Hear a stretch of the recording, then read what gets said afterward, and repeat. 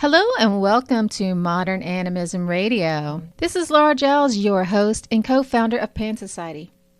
You know, animism is about living in connection with everything, and our program brings you various points of view from all kinds of people so that you can broaden your mind, see sides of things you didn't see before, so you can get confirmation that you're on the right path or maybe change direction.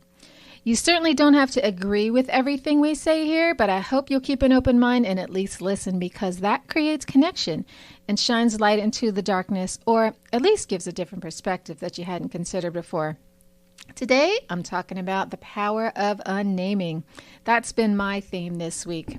So let's give gratitude to our first ancestors, the elements, for all the food, shelter, juicy pumpkins, wonderful touch, beautiful music, and amazing sunsets. Thank you, Earth. For all the insane and connected conversations, ideas, the ability to observe with detachment, books, plays, and love letters. Thank you, Air. For all the burning passions, destruction, and responsibility, and to know when to use that power. Thank you, Fire.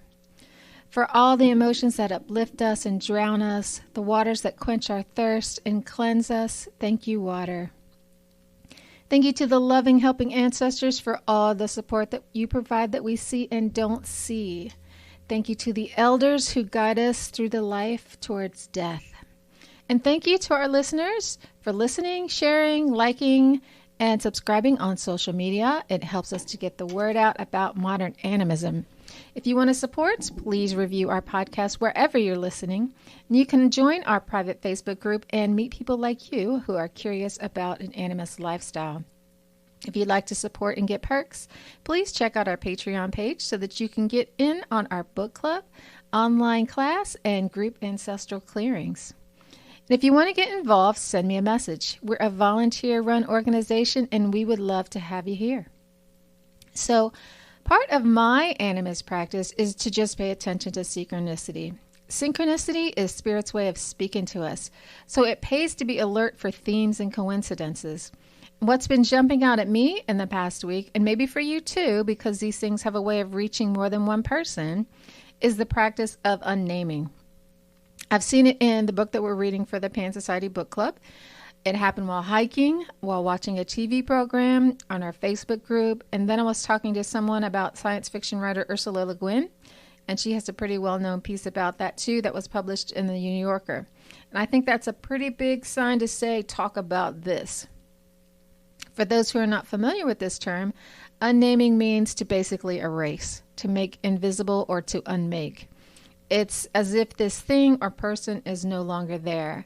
So when we're born, we name them, we give them an identity, and if we want to disempower someone, ostracize them, or make them voiceless, we unname them. And there's many ways to do this. If you've ever seen like a whistleblower come out, and then you see all the attacks that come out afterwards, that's a way that we unname people. So I'll talk about the things that happened to me this week to show you what I mean. So the first one is the book from the book club. It's Know My Name by Chanel Miller. And Chanel is the victim in the Stanford rape trial who was initially called Emily Doe to protect her privacy. And I'm sure you've heard of this. This went on for years. Big story in the media. But in her book, she details all the ways that some people used the information that was released to find out who she was and harass her and her family. She talked about how the media portrayed her pale, affluent rapist using terms like Olympic-level athlete and Stanford student. So important, high-profile, high-status words, while the words that they used to describe her were things like naked, passed-out party girl. So definitely not equal and not cool. And this is how we have historically spoken of rape victims. It's why they don't speak out. They are victimized by the rapist, and then again in courts and in the media. This is even more true for Indigenous women. This was recently highlighted by the Gabi Petitto disappearance back in August of this year that was all over the news. So Gabriella Petitto went on a cross-country trip to visit state parks with her boyfriend. She was in regular contact with her family and friends, so lots of social media posts and texts, and then she abruptly stopped communicating. So big red flag, right? And her boyfriend returned to Florida alone and then refused to talk to authorities. And Petitto's family filed a missing persons report September 11th, which set off a firestorm of attention on the case. A body is found 10 days later in Wyoming, which was then positively identified as Petitto. And all that's fabulous for Petitto and her family, but you never see this level of attention for a missing brown person, male or female. And in some tribal communities, Native American women are murdered at more than 10 times the national average for other groups. We never hear of that. In my lifetime, I've never heard of a high-profile case of a Native American missing woman, or Asian, or any person of color. If you're African American, your case will remain open and unsolved 4 times longer than if you're pale or Hispanic. These are the unnamed. So I think it's important to shine a light on this, because you're everything and everything is you. If we don't care about that person, then there's some part of you that's not being cared about either. So in my book, Know My Name, the author nails it with that title. This is the story of the Stanford rape case from the victim's perspective, which we don't talk about and we don't ever hear about. The author gave so much detail what it's like to be nameless and faceless, to be described by your actions, your relationships, and little things like what you were wearing and who your boyfriend is, as if that excuses rape or gives anyone permission to rape you. I can see now why rape has been such an open secret for so long. We all know about it, but nobody talks about it because it just opens the door for victims to continue to be victimized and negatively judged. I can see why the author named her book Know My Name. In telling the world who she is, she gets to be visible again. She gets to tell her story. She gets to share her outrage that nobody is talking about the big fat elephant rapist in the room, just her. I'm outraged for her. Compassion for her would be fabulous, but I'd settle for justice for all rape victims. When her rapist got only 6 months and served only 3, that was an outrage to all victims of sexual violence. And I think that was the tipping point for people because the judge got recalled. So I think, that was just like the biggest slap in the face. And when the faces of the victims are real people with real lives, real feelings, this will start to change. And I hope, fingers crossed, that time is now. It's time to give the victims their identity and self-worth back and call rapist. Now, the next story is a little bit different. So what happened while hiking was one of the most bizarre things I've ever experienced. So I hike most mornings. I try different trails to mix things up, and I hadn't been on this particular trail in a while. I'd been all by myself all morning, and suddenly I hear this dog come racing down the hill, barking as if he's on full attack. Now, I have dogs. I like dogs, I know dogs, and I know the difference between a bark that says, "Hey, coyote, I know you're out there. Just letting you know I'm here so you don't head this way." And a bark that says, "Hey, delivery guy, stick to your business and there won't be any trouble." Or even a playful bark or a "Hey, rub my belly" bark. And this was not like that at all. This was a bark that says, "You're the enemy and I'm about to tear you up." So I stepped off the trail and backed up against a tree, and I was totally not sure of what was about to happen. And the dog stood in front of me, threatening and growling, and then he ran off. And the owner calmly sauntered down the hill with the leash in hand. We exchanged some words, and it wasn't until after I got to my car that it registered that she didn't call to her dog.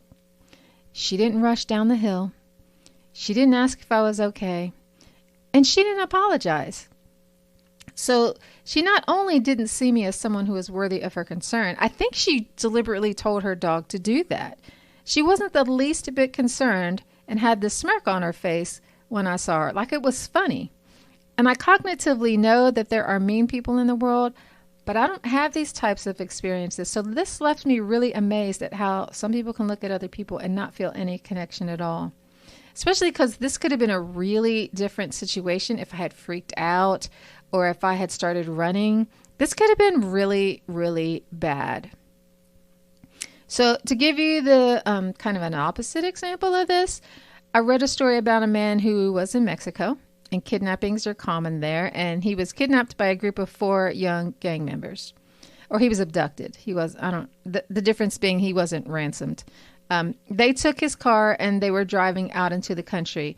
And, that's not a good sign. You want somebody to steal the car, take your wallet, and leave you on the side of the road.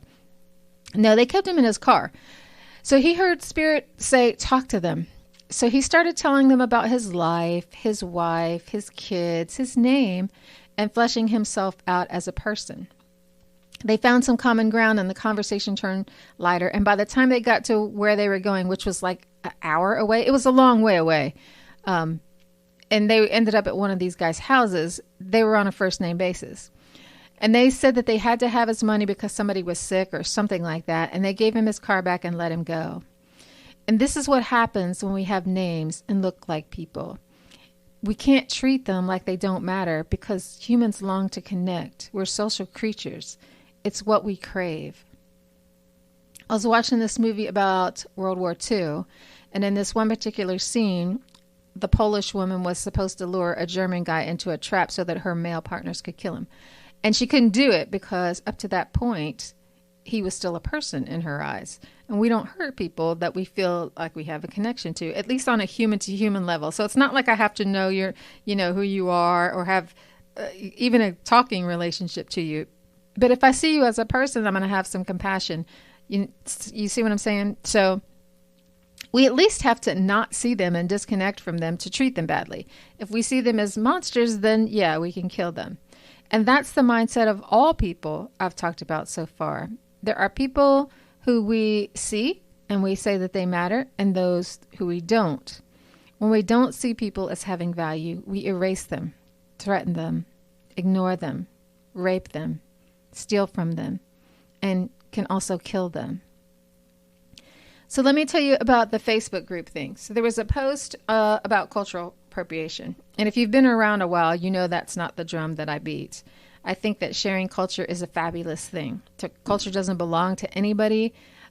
It's always evolving, and food, music, fashion, and art are some of the best ways that we get to share ourselves and our culture. So I love that interchange of people and definitely encourage that. But I have sometimes talked about the problems that can happen when cultures collide using the term cultural appropriation, or more often spiritual appropriation, because those are the terms that are in popular use. And one of the things that tweaked me about that was that, and I kept thinking, what is it? What is it? And what thing that was bothering me is the word. It's really not an issue of cultural appropriation or spiritual appropriation for me. It's about the unnaming that comes along with those behaviors. So someone posted something that triggered me. And I know whenever you're triggered, it's your issue. And this was my issue. And since I own my own stuff, I said to myself, hey, what's going on here? What's within you that has to heal? And even though it had nothing to do with me, I could identify with the feeling of being erased. So when somebody with more power takes something from your culture and twists it and repackages it, their version of events more often than not becomes reality because they have more power. They have a louder voice. That's just how it is. So if we call this thing a spoink and they call it a spook, it's now a spook. And that might sound like a small thing if it's not your spoink, but to someone who comes from a culture that was threatened with extinction and can see the impact that this has had on other cultures who were actually brought to the brink of extinction or were extinguished, it's the whole world. It's your identity. So when I was a baby folk dancer, I remember telling my audiences short stories that I had been told that I later found out were not folklore, it was fake lore. So they were just these made-up fantasies that had no basis in reality. And when I found that out, I was really embarrassed. Now, this can happen to anybody, especially in the pre-internet days, so, no harm in making a mistake. But after that, I was always sure to present the truth. So I made sure that my students and audiences knew that our music, costumes, and moves were from a specific culture and era, and we called things by their proper names. We only danced the dancers in their proper context because I was representing someone else's culture, and I had enough respect for them and didn't want to do it wrong. It wasn't my place, and that's a sign of hospitality. I'm a guest in these cultures, so you act like a guest. In folk dance, it's tempting to dress stuff up. It's folk dance, so it's not designed for the stage, but you are performing, so you have an obligation to entertain. But, because of the repetition, it's designed to be danced by the people, and it's, just repetitive, so you want to do something a little jazzy. But anytime that we embellished, I let the audience know that this version was inspired by the culture or was just plain fusion or interpretive dance so that they didn't confuse it. And does anybody care? Not really. But it matters as a way to honor the culture. So you don't just take what you want, make your changes, generalize or subtract stuff, and then sell it as the original. I mean, it's cool if you want to do it, but just call it something else. To do otherwise is to unname the thing that you say that you love. And I'll throw this one in since we're here. I did a video on YouTube, on the YouTube channel about names, and I think I have a pretty easy name to pronounce if you're a native English speaker. It's an English name. And yet lots of people don't pronounce it correctly. And I really don't like that. It's like saying, I don't care enough about you to learn how to say your name. If you call me something else, you're unnaming me. Think about that the next time you want to call Jorge, George, or Michael, Michael. It's not cool. Okay, so Ursula Le Guin. For those of you who don't know her, she was a science fiction writer from the 80s and 90s, and her piece in the New Yorker was called She Unnames Them. It's really another way of looking at what I'm saying. So in this short piece, Le Guin basically retells the very beginning of the Genesis story when God makes all the animals and Adam gives them all names. Most of the animals don't care what they're called, but in being the one who gives the name, Adam has all the control. Eve, being the female, and of course, male energy is of doing, categorizing, and controlling, and feminine energy is the opposite, she unnames them. But she's not making them invisible. She's giving them self-governance. She's allowing them to be as they want to be and allowing them to name themselves. So basically, she's equalizing the playing field so that Adam doesn't have dominion. The last words of the piece are, I could not chatter away as I used to do, taking it all for granted. My words must be slow, as new, as single, as tentative as the steps I took going down the path away from the house, between the dark branch tall dancers, motionless against the winter shining. So she's saying that to see the world as it is, where creatures get to name themselves, is to speak with purpose and intention so that the thing you speak of is accurately represented. It makes you closer to that thing than for you to impose your vision of it on them. And really, that's the only way that we can connect. When we come from a place of purity, that thing or person comes from a place of purity, and then we all get to be in the same authentic sphere together. And how we speak of things can be a symbol of control and a way to divide, or it can be a way to connect and free. And love is a great connector. When we love people, we rush in and help them when they're hurt. We stop when they're on the side of the road with a flat. We give them clothes or food when they're in need. In return, we feel a sense of connection and belonging. And love is infinite. It grows by giving it away. There's no lack of love unless you yourself are not allowing it to flow. You don't need anyone to give it to you. You have plenty, and you can just give it to yourself. The other giant connector is forgiveness. When we can't forgive, we get hard and withhold love. That's really what forgiveness is. It's foregoing our need for an apology, to be right, to get something that wasn't forthcoming. It's like saying, that's cool, I don't need it, I'm at peace with myself. And if you can forgive and love, you're in a position where you don't have to name or unname anyone. You can allow them to be who they want to be, even if they say they're a spider and you see a skunk. It doesn't matter. It's a way of allowing others' sovereignty. You see, in my book, when there are two beings of unequal power, the one with the greater power yields to and protects the one with the lesser power. That's the way to stay connected and equal. Otherwise, we have a system of the bigger and more powerful ruling. And that's what gets us in situations where people with little power end up being sex trafficking victims, while the people who abuse them live in their penthouses with no repercussions. Only when we have a world where all lives matter, do any of our lives matter. So, where do you want to live? When it hit me that the woman with the dogs was purposely being mean to me, that she didn't see me as an equal, worthy human being, that she unnamed me, I was in shock. I thought, how can we live in a world like this? I see equals. I see people with lights inside just shining beautifully. Maybe not always, but maybe not brightly, but it's in there. That light is what connects me to everyone and everything else.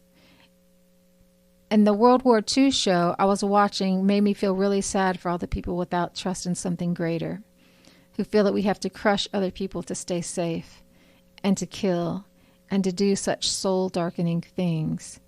There's another way, guys, and it all starts with our eyes and the way we see things. So look for the light. Who do you want to be? I want to be the kind of person who sees individuality, equality, and significance in every soul. And if you see that too, together we can create a world where that's what's there. Are you up for that? So last words. If you want to connect with people, call them by their names. Let them define who they are and how they want to be seen. If you can take something from someone's culture, call it by its name. If you change it in any way, call it something else. Words are powerful. That's why they call it spelling. And they say there is nothing sweeter than the sound of your own name. It's a way of saying, I see you. And when we mangle someone's name or mislabel something, it's like saying, I don't see you. You don't matter. Do you have a different experience? Let me know in the comments. Or if you have an experience of being unnamed, let me know that too. We need to talk about this so that it becomes a part of everyone's consciousness so that we can police ourselves better. All right, if you want to talk to me, catch me in the private Facebook group. We have a TikTok and YouTube channel as well as a blog. Go subscribe there for more modern animism, and don't forget to leave us a review for the podcast. I'm Laura Giles. Thanks for tuning in, and see y'all next week.